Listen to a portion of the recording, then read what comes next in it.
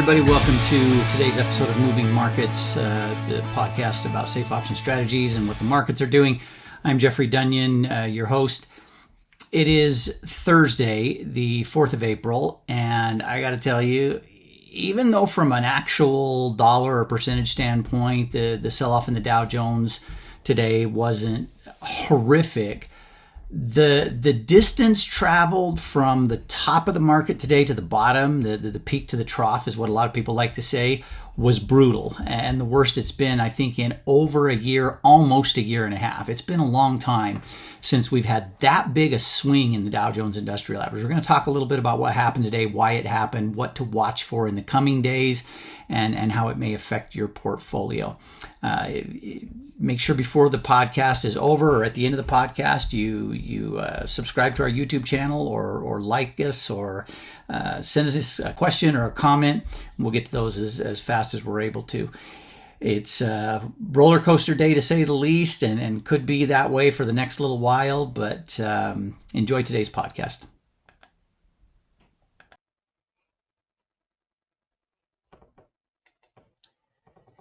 You know, it's not that these things never happen, but today hopefully will be one of those days you look back on and say, wow, I remember that.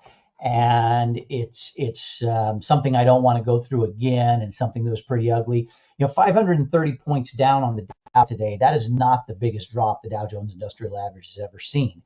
It is the worst drop that it's had in a single day since March of 2023.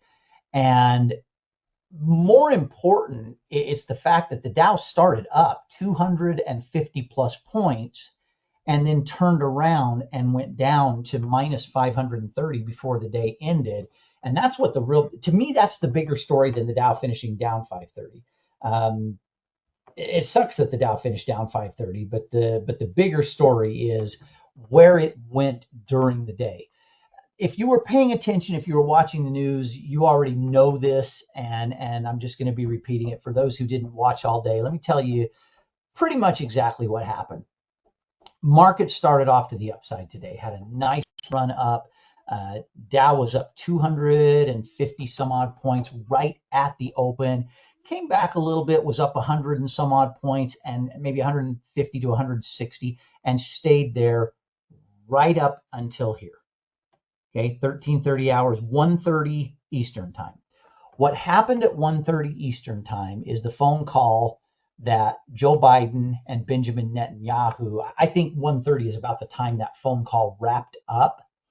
And when that phone call wrapped up, news immediately began to break that Joe Biden was kind of demanding that Benjamin Netanyahu do an immediate ceasefire and just stop everything he's doing in Gaza.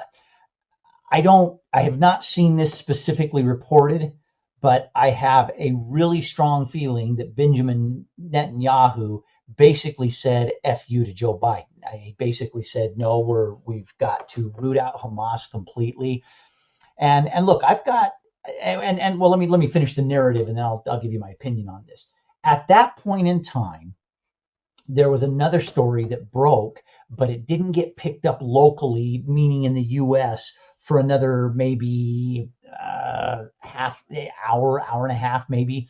And that is that the state of Israel put out news to many of its embassies that they needed to clear out because they are fearful now that Iran is going to do something and maybe escalate something that has already been going on or brewing under the surface, and that it was not safe anymore to be in foreign embassies in a number of places.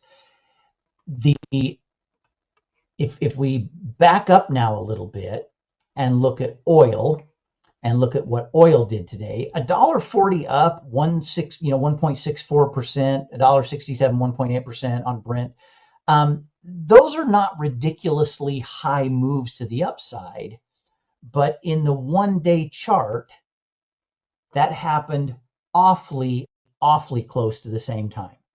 Down, down, down, down, down, down. Oh, look at that, right about there. Guess what that is?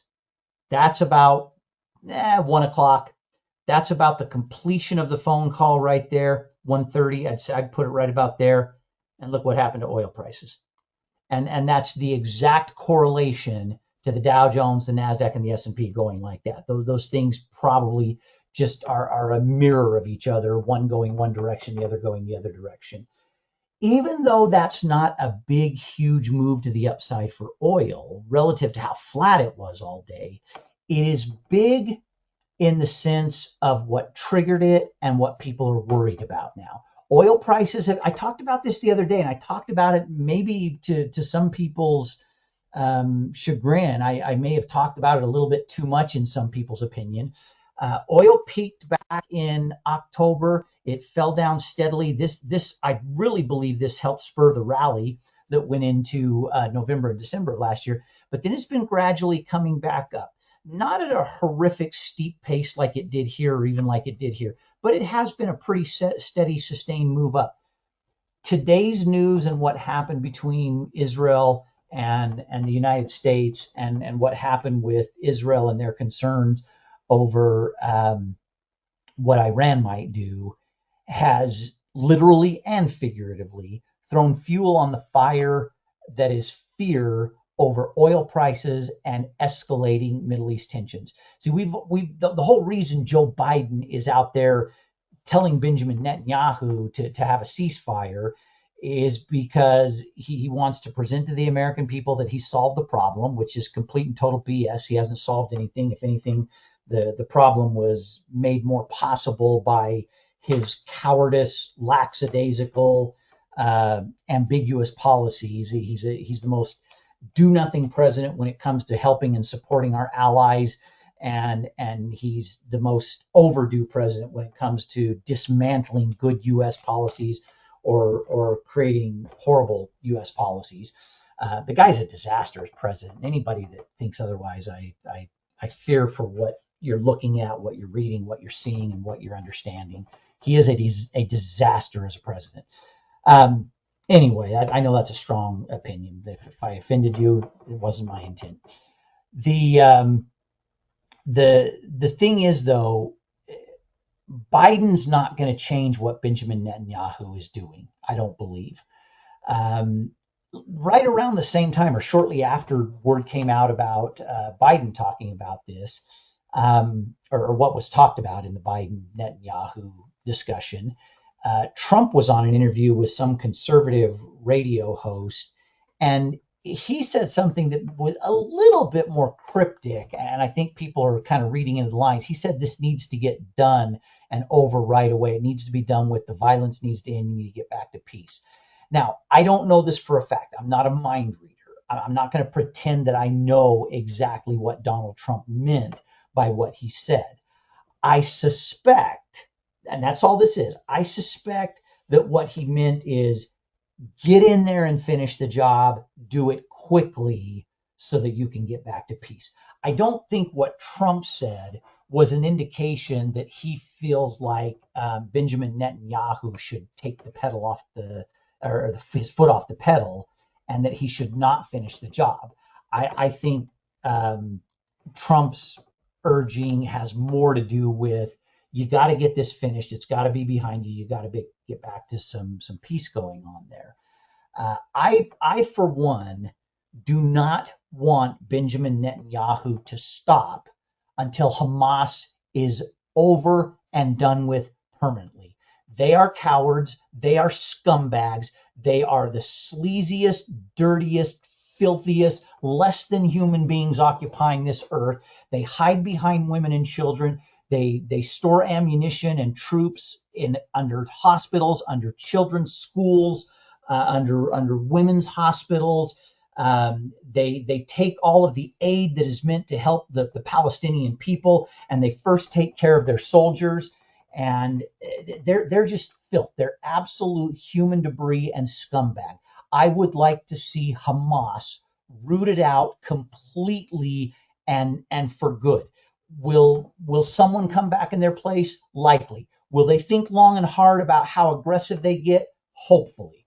But if I'm Benjamin Netanyahu and I've got the entire world telling me you got to stop doing this, I'm waving both middle fingers at him and saying, which is kind of what he's been doing already, we will stop when Hamas exists no more.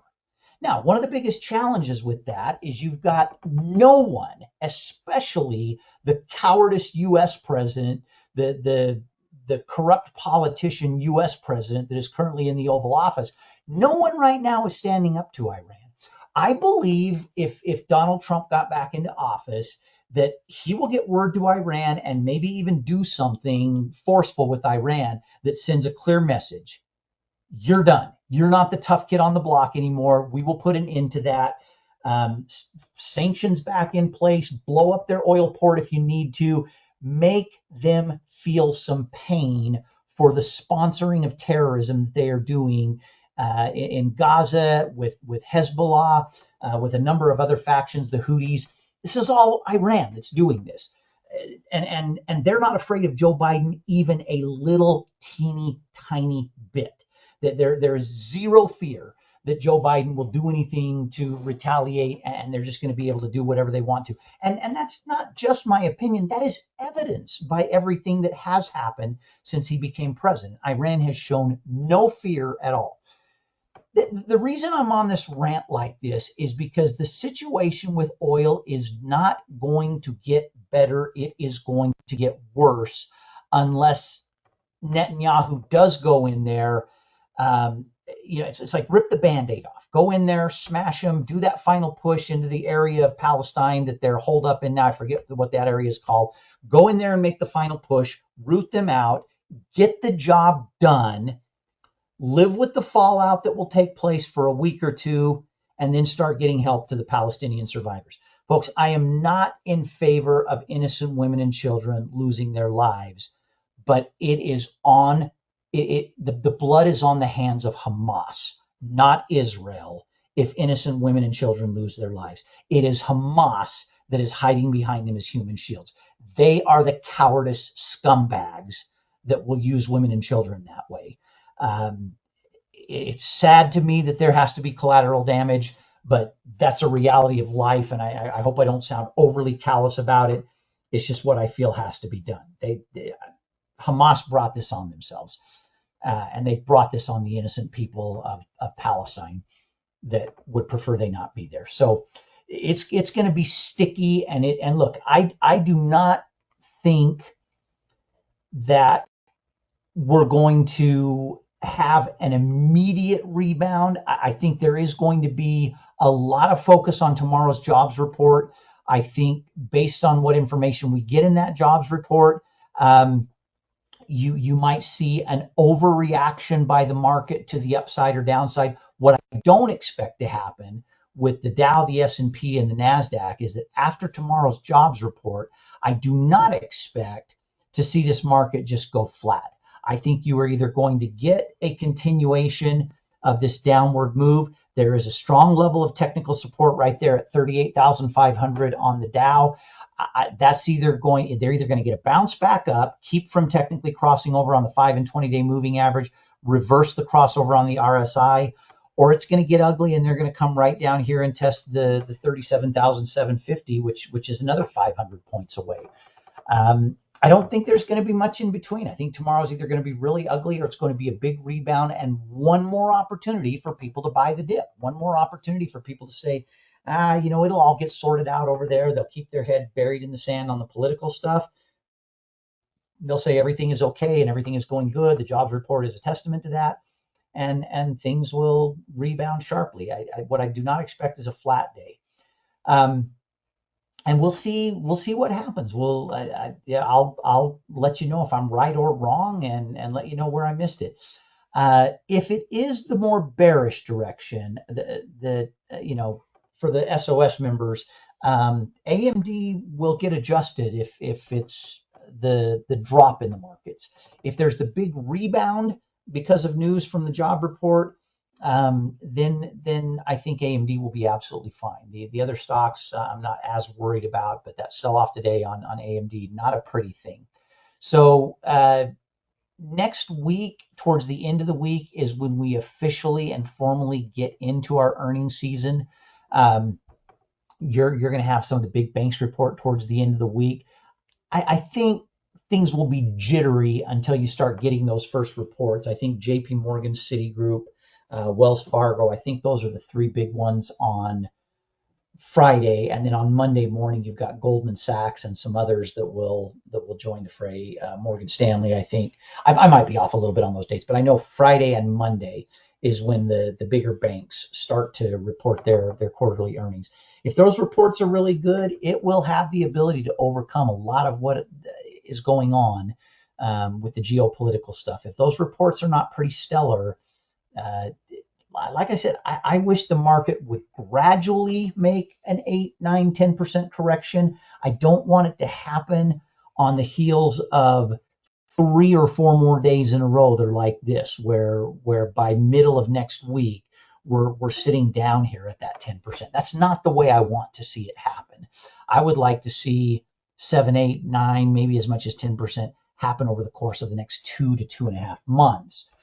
Come down here and maybe hold some support right in that area right there, right in that 3,700 range, maybe 3,600, and that's what I think would be a good, healthy technical correction. If a correction comes because of the geopolitical stuff and the immense fear that is out there, that's not a good thing, because that can exacerbate and go into a much, much deeper. That can go from a correction to a bear market in seemingly the blink of an eye. So, and it's harder to trade in a bear market. It's just the reality of it. It's just plain and simply harder to trade in a bear market. So that's where we're at. That's where we find ourselves. Rough day today, especially for how much we were up in the early part of the day. We'll see if it gets straightened out tomorrow, and I'll be back on at the end of the day tomorrow to wrap up the week. Thanks, everybody. Have a great rest of your day. Bye-bye.